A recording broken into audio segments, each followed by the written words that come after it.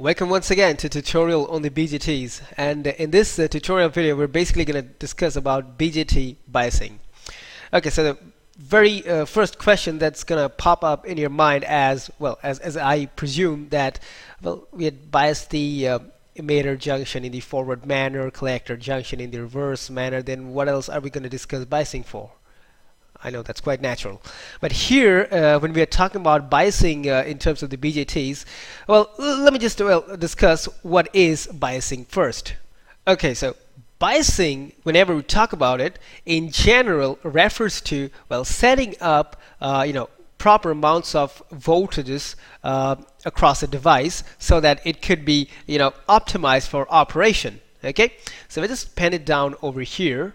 Okay, there you go. So here's the definition from speaking of biasing from a general point of view, it means that setting up requisite amounts of voltages externally to optimize the function of a device. But this one is as I said, this is the the general point of view, or rather the general definition of biasing. Okay. But whenever we would basically talk about biasing in terms of BJTs, then there would be a slight change in the definition over here. So we have here our BJT specific definition for data biasing, which says that setting up of requisite amounts of voltages externally to maintain the Q point, that's the operating point as I've discussed in the previous tutorial, of a BJT steady at a specific value of VCE for a corresponding collector current. Okay, so whenever we're talking about BJT biasing, okay, so that's the specific case of the BJTs whenever we're talking about biasing over here. So in that case, biasing refers to setting up of requisite amounts of voltages, okay, about the BJT device in order to maintain its operating point, or you can also call it Q point, steady at a particular value of the collector emitter voltage and the corresponding collector current. Okay, so that is quite an essential task whenever it comes to designing a BJT based amplifier. Without biasing, let me just tell you that your BJT amplifier won't work. It'll just give rise to tons and tons of distortions. Okay, so if you belong to the let's say the curious and the tinkering type of people, okay, then it won't be unnatural or rather surprising if you have this, or rather you'll probably have this question popping up in your mind that but where is all this distortion coming from, and what's the need for biasing? Okay, in that case, my friend, I'd like to advise you to kind of go through our previous tutorial where we've discussed distortions. Various types of distortions that could basically rise, or rather we can basically see whenever we're just trying to design an amplifier using BJTs. But still, then, from my point of view, I think it won't be it won't be perfect in this particular video tutorial that to move forward without giving any sort of idea about them. So I'd like to take you to the next section where we would like to discuss the need for biasing. Okay, so we're going to discuss the need for BJT biasing right over here. Okay, so before we move on further, let's just bring up a circuit. Okay, let's just bring up a BJT circuit in the CE mode for better referencing. Okay, so we have our circuit over here. All right, so as you can see in this particular circuit diagram that we've used the the practical way of representing a BJT diagram. Okay, so here, as you can see, we have the input signal coupling capacitor, that's known as CI, and also the output signal coupling capacitor, that's CO. And we're also going to take the output from across that of the collector and emitter terminals, as we have shown you in the previous tutorials. Okay, so let's just imagine that we have an input voltage right over here. Okay, so let's just draw some input voltage. Okay, I'll draw it below. Okay, there you go. And now let's say if this be an input sinusoidal voltage, which we are basically having over here at the input terminal to the base. Okay, so in that case, we'd probably be expecting some sort of output voltage right from out of this collector terminal right over here. Okay, so as expected, our output is supposed to look something like, as I'm gonna draw and show you over here. It's gonna be something like, yeah, there you go, something like an enlarged version of whatever we had at our input terminal. Okay, so whatever signal we had at our input terminal, it's got, as you can see, it's got a really low amount of amplitude right over here. There's a different color in that case, and yeah, there you go. Let's just call this one as VM. Okay, and since this is the output voltage right over here, okay, so let's just call its amplitude as, let's say, VM dashed. So you can see that, well, here we're having VM dashed greater than that of VM. So obviously it's quite it's quite visible over here. I'm clearly visible over here that, well, the output, as we're going to expect from this sort of a BJT circuit, which we're just using, where we're just using the BJT as an amplifier. So it's just basically going to, increase the size of the input signal that's, being applied to its base terminal. But this is only what we basically expect. But the real truth is not so simple.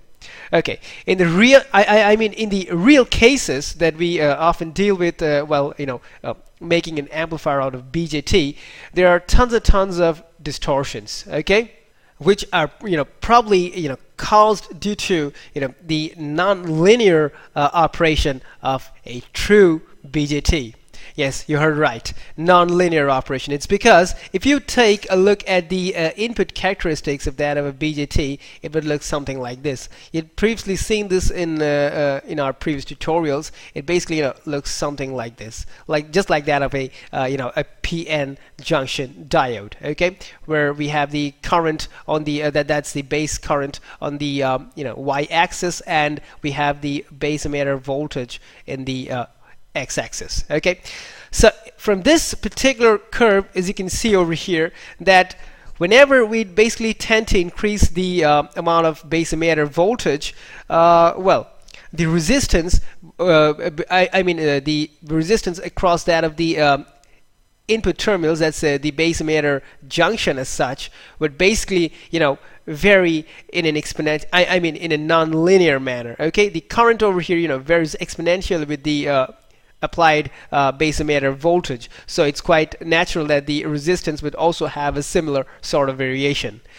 So due to this particular characteristic that we have at the BJT input over here, whenever we're basically applying some sort of input signal over here, and as soon as it just reaches its peak value, it's quite it's quite natural that the output current could just exponentially increase, and instead of having what we have just shown you in this particular diagram, we could obtain, well, something something like, let's say, it'll just basically shoot up to this much.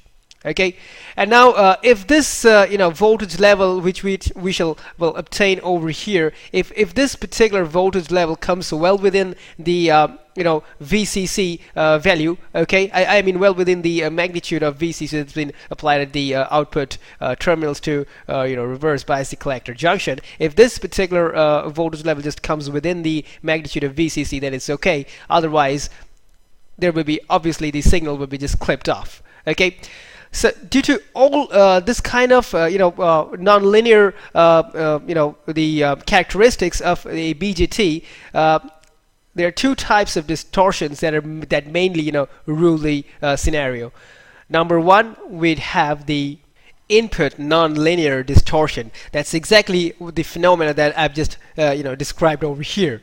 Well, then there's another distortion which we basically call as we shall just write it here in number 2. That's the output nonlinear distortion, and in this particular type of the output nonlinear distortion, as I was basically talking about here, if you take a look at the BJT output characteristics as such, well, let me just draw 2 or 3 lines over here so it'll be better and easier for you all to understand.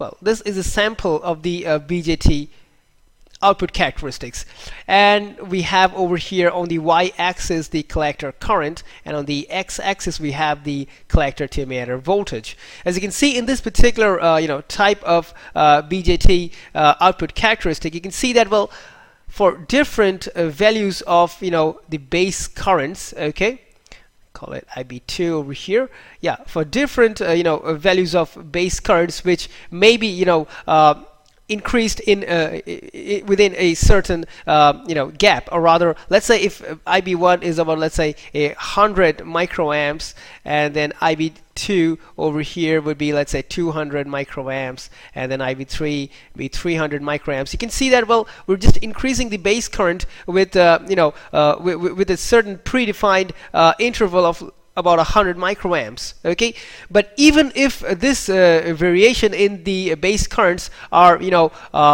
equispaced, but still the amount of collector current caused due to a particular value of, two particular values of the base currents would sufficiently vary with each other, and it would be quite different from what we can basically calculate in our theoretical calculations.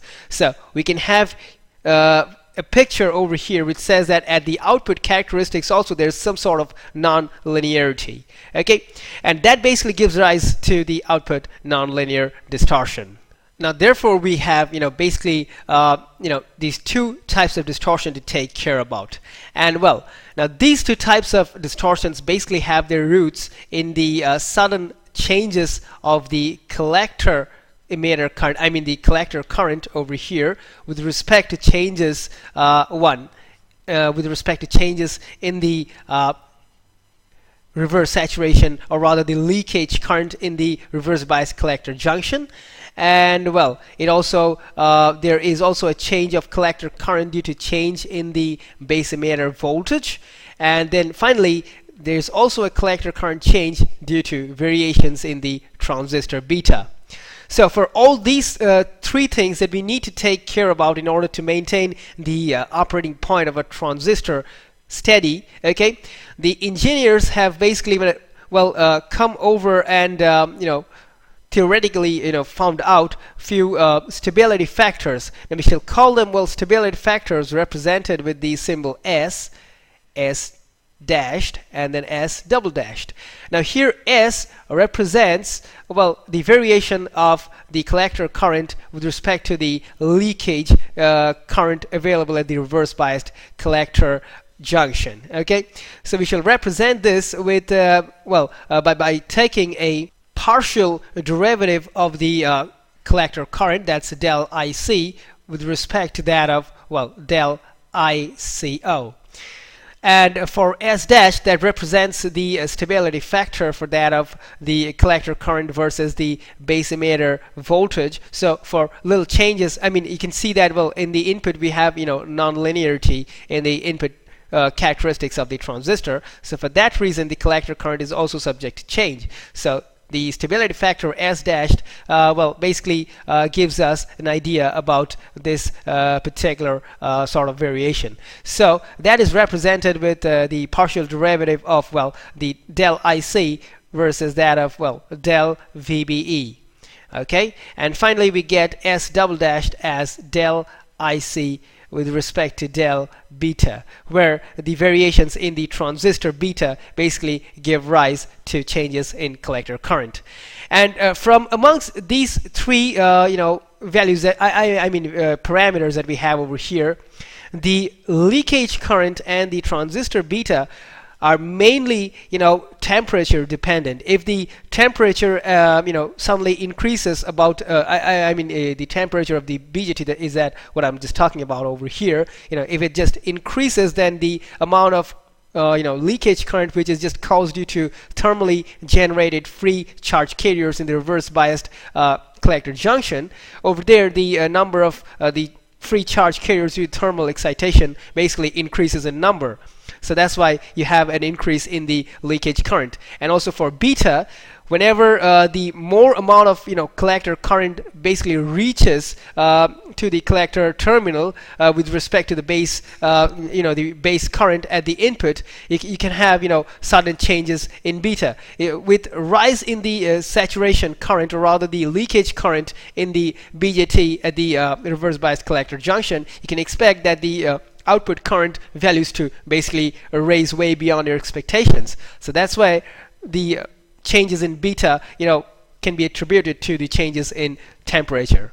Apart from that, if we're going to basically talk about the variation of IC versus VBE, then we can just say that due to it's basically due to the input nonlinearities. Okay, that's the nonlinear input characteristics of the transistor. So having said that, we just give you a basic foundation where you can basically understand the need to maintain the Q point constant. So that's why we just bias the transistor. So therefore, to save us from the mayhem of all this kind of nonlinear distortion, the engineers have come up with many designs to basically or rather many techniques to basically bias BJTs. So out of which we have the 4 basic types. So coming up, number 1, the base bias. Okay, now in this particular biasing technique, as we can see over here, we have a resistor known as the base resistor, or the RB. Okay, in short, that basically biases the base terminal of the BJT, and it's basically directly powered by the by a single supply voltage source. So the VCC voltage source, which just connects, or rather just basically reverse biases the collector junction of a BJT. It also helps in forward biasing the base and emitter junction as well. Okay, so next up, number 2, we got the collector bias, or you can also call it the collector to base bias. Now you can see that in this particular type of biasing technique, the resistor RB, that's the base resistor which we previously saw in the base bias technique, is just connected between the collector and the base terminals. Now it is said that this type of biasing is an improvement over the previous one.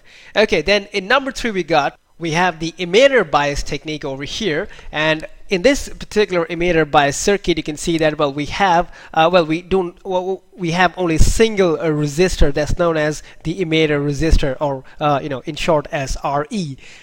But there is no collector resistor over here, or no base resistor as well. So just by using a single resistor at the emitter terminal, it's theorized that it just helps to maintain the the operating point rock solid about where we just want to keep it. Okay, so by far whatever biasing techniques that we have just seen here, apart from the 3 among the 3 biasing techniques that we've just gone through, by far the emitter bias is till now the best biasing technique. Okay, then in number 4 we got the voltage divider bias. Okay, now the difference of this biasing techniques with the others is that it is much more elaborate in its structure, having employing a number of resistors, as you can see over here. It's got a collector resistor, an emitter resistor, and 2 resistors R1 and R2 forming a voltage divider circuit at the input. Okay, so that's why it's just called a voltage divider biasing circuit. Okay, so this particular circuit basically is a disguised form of the emitter bias circuit, which we don't many people don't realize, but I'm just telling you in order to just make you understand a little bit more about the circuit. So apart from all the all the 4 types of biasing circuits that we have just seen over here, these are the basic biasing circuits that will have been found out by the engineers while trying to discover some really rock solid method of biasing the BJTs. So keeping this in mind, we shall just discuss the details about the circuits in the forthcoming tutorials on the BJTs. So till then, it's just gonna be a short goodbye for now, and don't forget to keep watching our next tutorials on the BJTs as well. So it's just gonna be a goodbye, and thanks for watching.